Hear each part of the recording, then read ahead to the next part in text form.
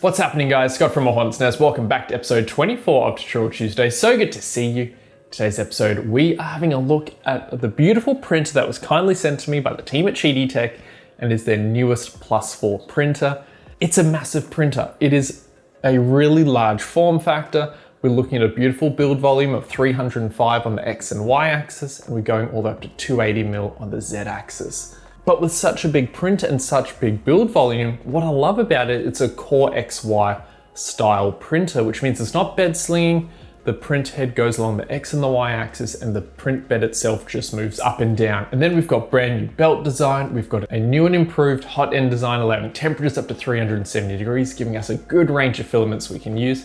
And to support that, it's got active chamber heating, allowing us to use those temperature sensitive filaments like ABS and ASA.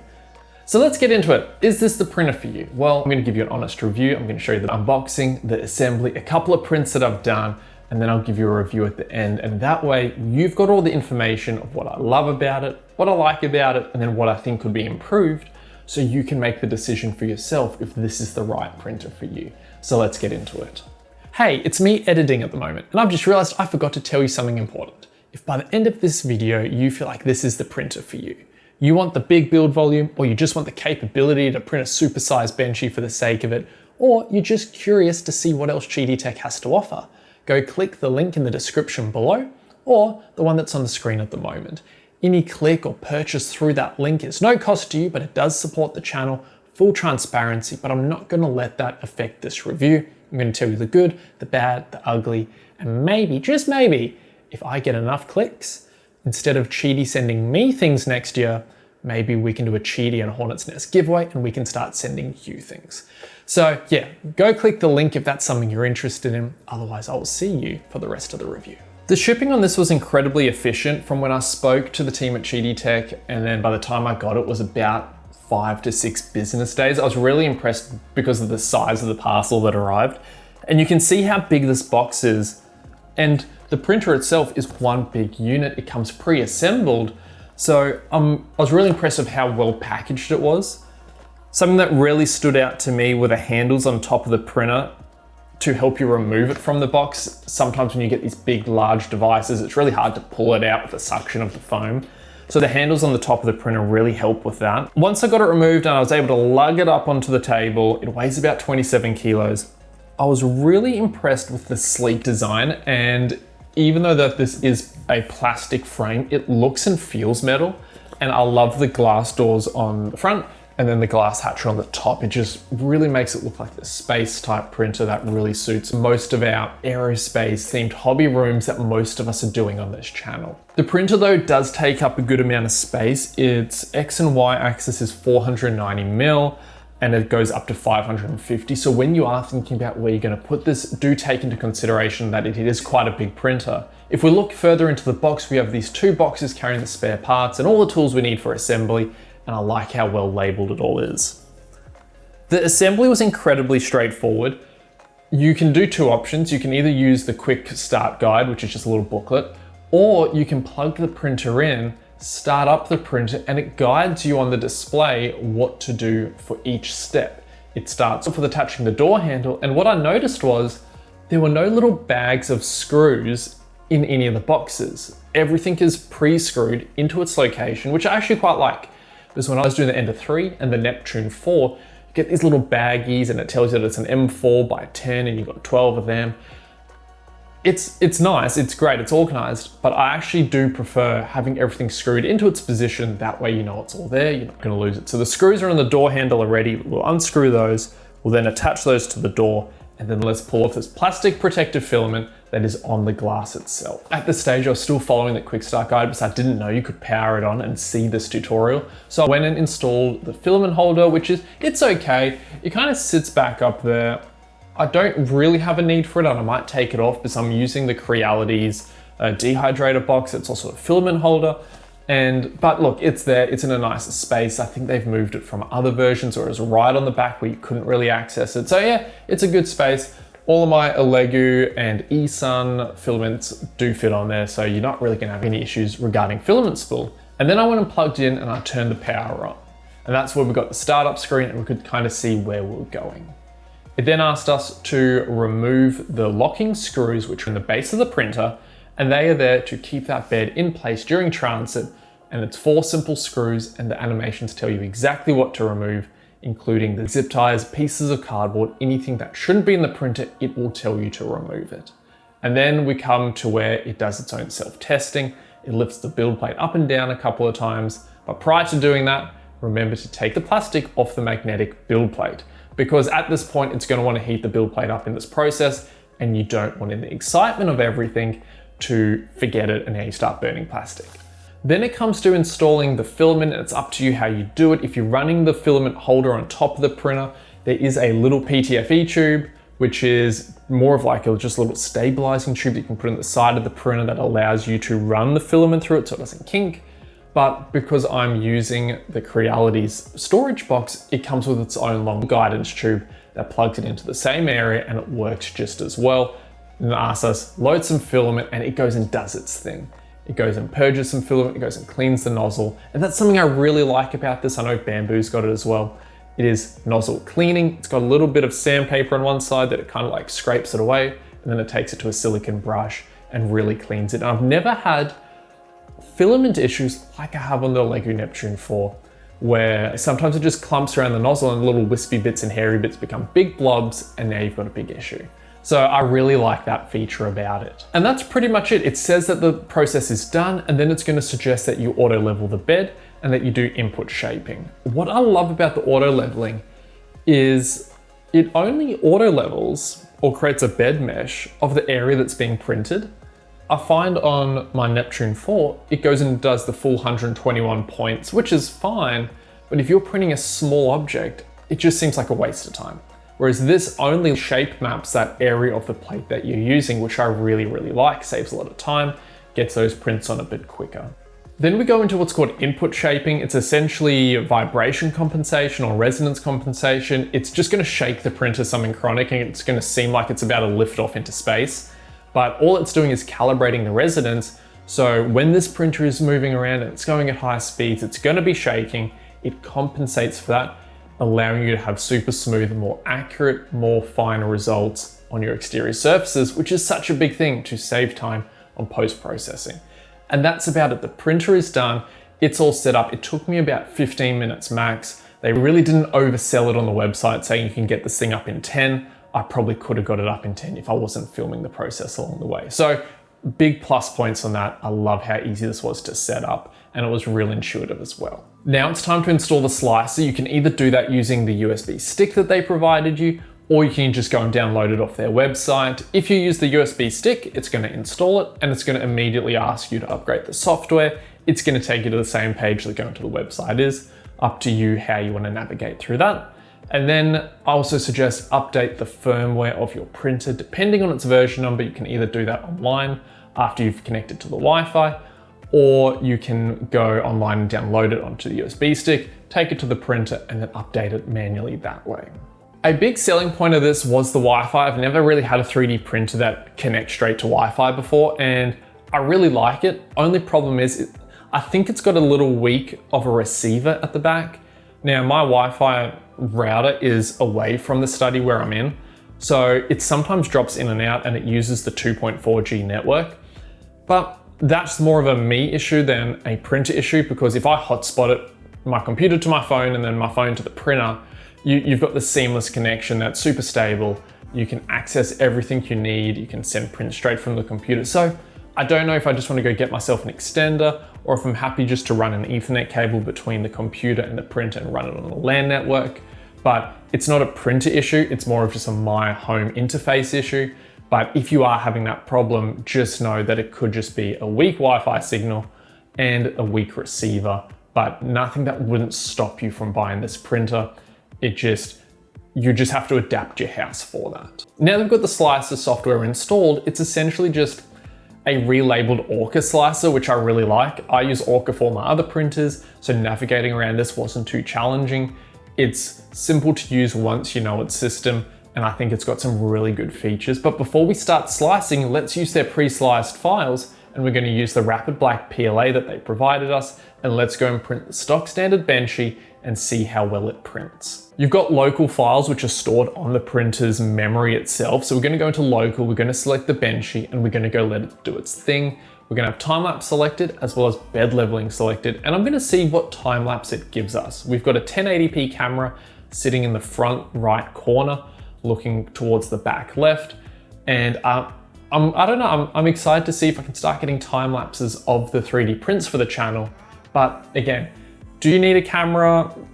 I know that some printers use it for AI technology. The QIDI doesn't have that sort of anti-stringing or printing mess up technology. But at the same time, I've never needed it in the past. I don't need it now.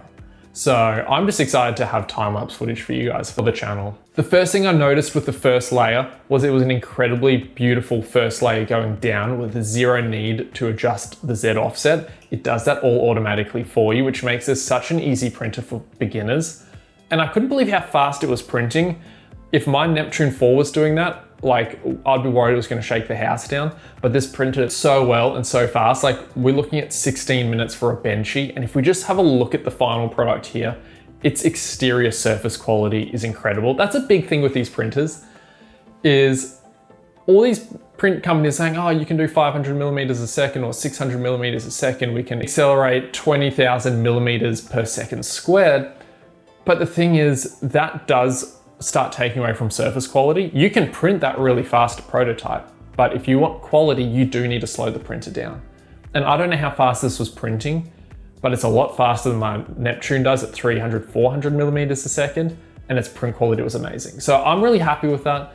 But now I want to see what my filaments do. I want to see, can I do this using default values, default profiles, and just get this printing? So I want to see, can anyone buy this printer, pop it on their desk, use whatever filament they've got at home and just go print and have some sort of reasonable result.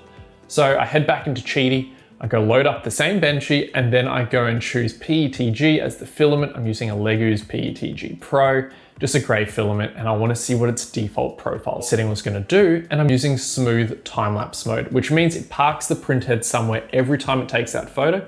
So you just get that beautiful growing appearance of your 3D print. It does add time though. It added about 40 minutes to what was going to be a 25, 30 minute print. But hey, if you're wanting it for the time lapse, you're wanting it for the social media, that extra hour really isn't going to be too much of an issue. Changing the filament was super easy from the black to the gray PETG. The system is super intuitive, and it's got a filament cutter in there getting ready for what's called the QIDI box coming out next year. It's the AMS for QIDI. It's going to support up to 4 colors if multi-color printing is what you're into. But if we look at the results here of this gray Benchy, for just stock standard default, no correction, no calibration tests, I'm really impressed with it. There's no stringing, a couple of little zits and blobs, but that could just be to a pressure advance issue, it could be a temperature issue, it could be anything. But now, once we've finished filming this, I'm then going to go and calibrate all those. And then once I've done that, I might put those profiles up online so you guys have a bit of an idea of where my settings are, and then you can adjust it from there for yours. But now what do we want? We want to print something functional, but I don't want to print something functional that's the wrong size. So you have to go and print yourself an XYZ calibration cube. And it's just a little square, 20 mil cubed, and it's going to allow you to measure the dimensional accuracy of your printer. And can I say, for something straight out of the box, default settings where everything should tell you it shouldn't be accurate, it was the most dimensionally accurate cube that I've ever printed straight out of the box with no slicer input. We're looking at 19.98 on the x-axis, 20.01, 0.01 of a mil, too big on the y, and then we're looking at 20.03 on the z-axis. You really cannot complain with that with filament printing where you've got shrinkage, and it's inherently going to have some inaccuracy. So now that we know the printer prints correctly in the same size, let's go print something functional. Next episode, I wanted to see if we can get it over Christmas. It might be in the new year, but the IFE, and to mount the IFE, we need to have something to mount it on. So let's go and print the large left lower instrument panel module. And that was one of the big reasons for me getting a bigger printer. I couldn't print this on my Neptune 4 by itself. The print bed was just a tad too small. You could go up to the Bambu series, which gives you around that 254-ish millimeter bed space. But for cheaper price and a bigger bed, the QIDI was really the only option to give me flexibility in the long run. Now the question is, when do you buy a new printer? You buy a new printer or you upscale it when you start getting your workflow hindered. Don't just go buy a big printer because you're worried you're going to miss out. Buy the printer that you need for right now, save your money, do what you got to do, and then keep working your way up as your workflow improves, because I can tell you now, it will naturally increase in size because the projects you're going to make are going to be bigger and bigger. So this led me to the fourth print, and now we're going to be printing the lower instrument panel on the left side module holding the IFE. My big concern about these large prints that I've had on the Neptune 4 in unenclosed areas is that you're going to get warping or you're going to get corner lifting as the print shrinks. Now, I didn't turn the active heating on for this print because we're doing PETG, it doesn't need it. But what I did was I just closed all the doors up, put the top hatch on, and I just let it print away. And so blown away by the first layer again. If we have a look at this piece under the camera, yes, you can see the textured surface from its textured build plate, which I actually really like. Some people swear by smooth build plates. I don't mind doing a little bit of post-processing and smoothing out myself. I much prefer textured. I've never had prints fail on a textured build. I've always had them fail on a smooth glass build plate.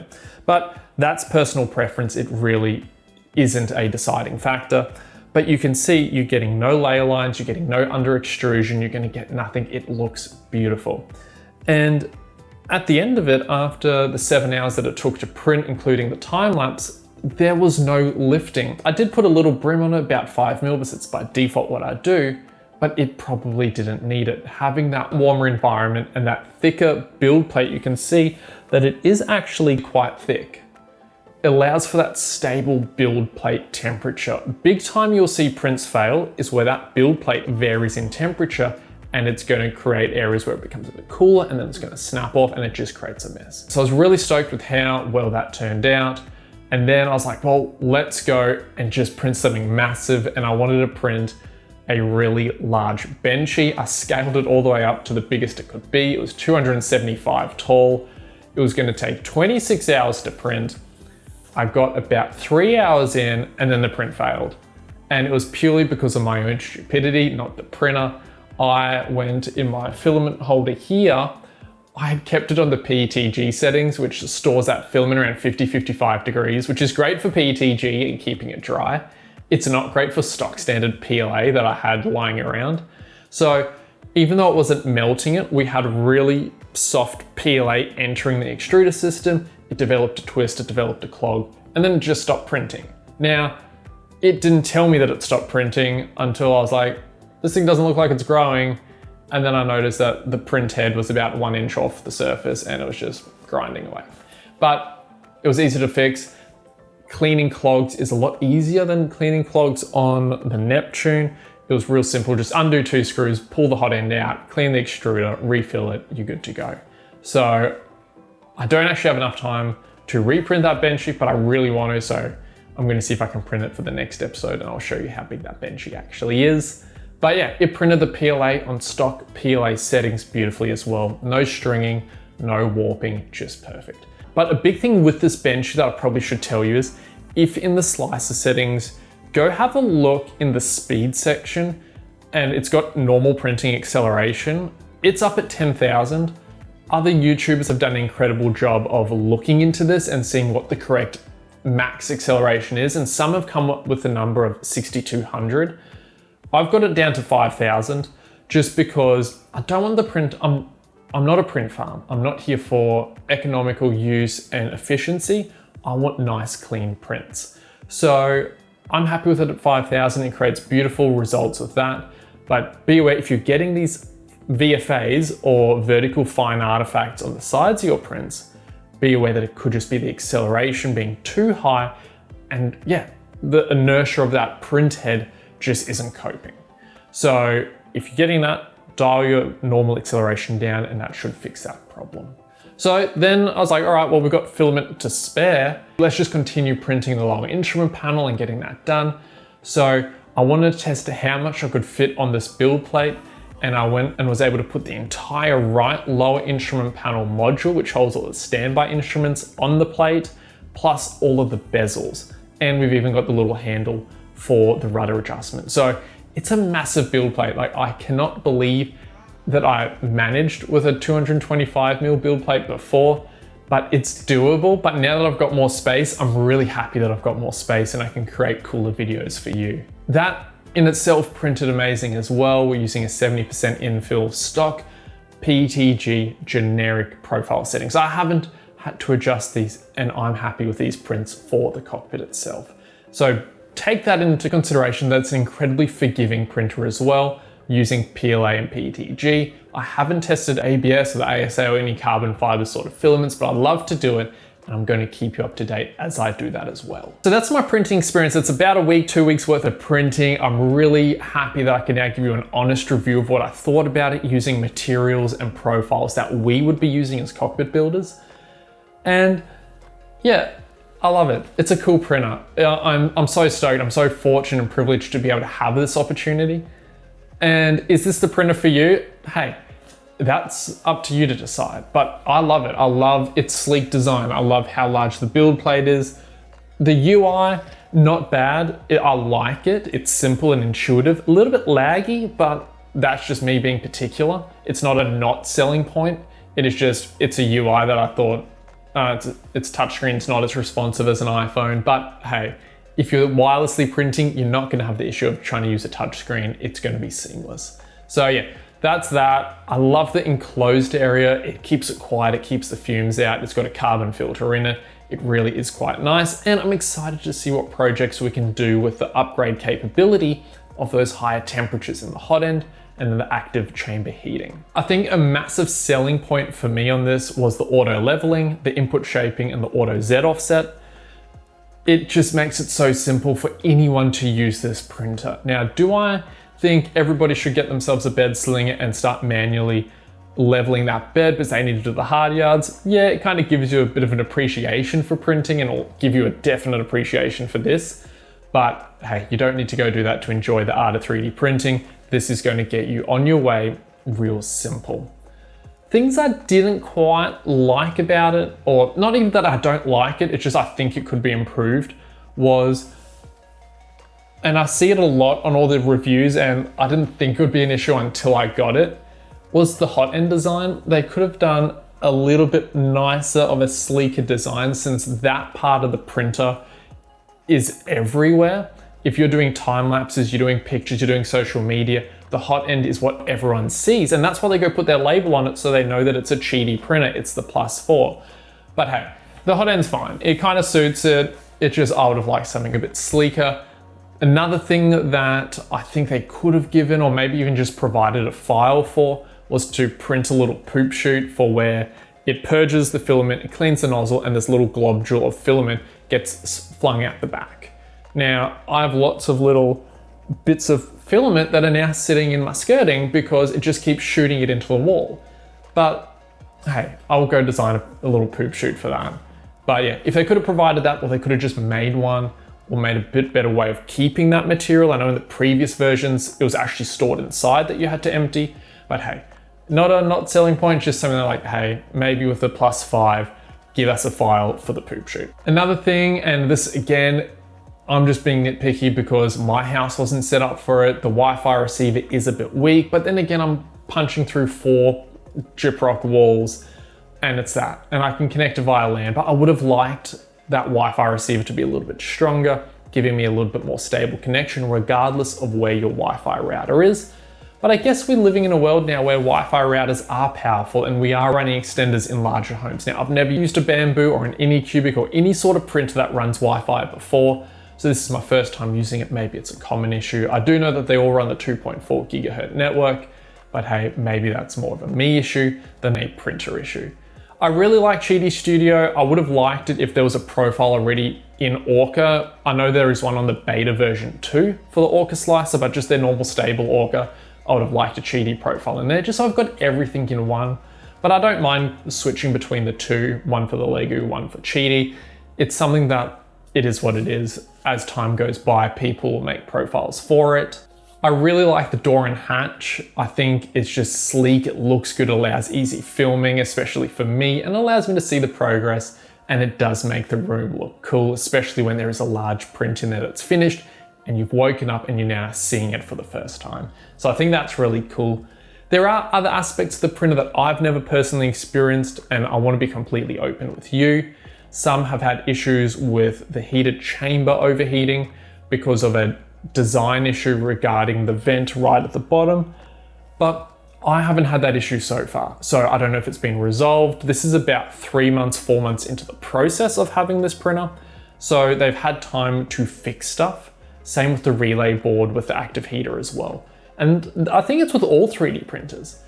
If you want to buy a 3D printer day one of it being released, there's going to be flaws. Now I've tried to push this as hard as I could. I can't get it to simulate any of those flaws, but so take that how you will, do with that information what you want. I haven't had any issues, but I'm not saying there isn't that issue. Maybe I just haven't pushed the printer hard enough. But for what we're doing as cockpit builders, where we're doing shallow profiles, but really wide, you're probably not going to run into that issue. So yeah, do I recommend it for you? Yeah, I think it's cool. If you get under your tree for Christmas this year, you wouldn't be disappointed. I think you'd really enjoy it. I really enjoy printing with it. I spend most of my time lying awake now thinking what else I can print with such a big printer. So I think we're gonna have some really cool projects coming up. But yeah, that's it. Thanks to QIDI Tech for sending this to me. To have a printing company send me a printer to review and use is absolutely mind-blowing, because if somebody told me 18 months ago that I would be a YouTuber creating 3D printing tutorials and cockpit building tutorials, I would have laughed, because that just wasn't in the plan of my life. And here I am receiving sponsorship and cool things from people because I get to make projects that I love for you. So without you guys and without your support and your dedication to the channel and watching every fortnight, every 3 weeks when I upload, I couldn't have done this without you. So go have a Merry Christmas. Go have a wonderful New Year if I don't get to see you before the end of the year. I want to try get a Christmas episode out with the IFE, but if I can't, I want you to go have a wonderful Christmas. Go have a good New Year, spend time with your friends, your family, everyone that you love. As always, stay safe, get some flight simming in, get 3D printing, and I will see you in the next episode.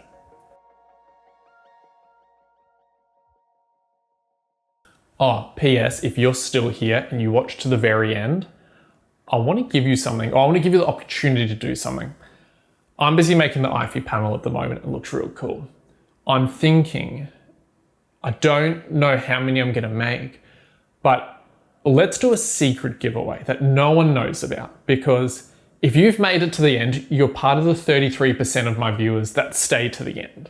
And I wanna reward you for that. So next episode, when I release the IFE, I need to double check with Open Hornet to see if I can, but I wanna build you an IFE, and I might build 2 or 3 IFEs and we'll do a giveaway. So in the link below, right at the bottom, like scroll description, right to the bottom, it's just going to be called The Link.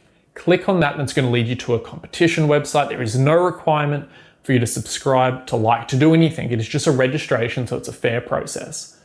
And I want to send you an IFE for free. It's going to be built, and depending on when I get these circuit boards in, I want to see if I can include the circuit board as well. And then you can let me know if you want me to solder onto it or if you want to do it yourself. Now, let's keep it secret, because those that leave the video at 6 minutes, they don't get to be part of this cool thing. But I want to know that you've seen it. So comment below just 2 Christmas tree emojis or 2 presents or 2 of something, and just say, I got it. And then I will see you in the next episode when we reveal who gets these IFEs, and I'll send it out to you. And that way it's one less thing you have to build, and you've got a little bit of a Hornet's Nest and Open Hornet collabed merch to have for free. So yeah, go have a good week ahead. I will see you in the next episode.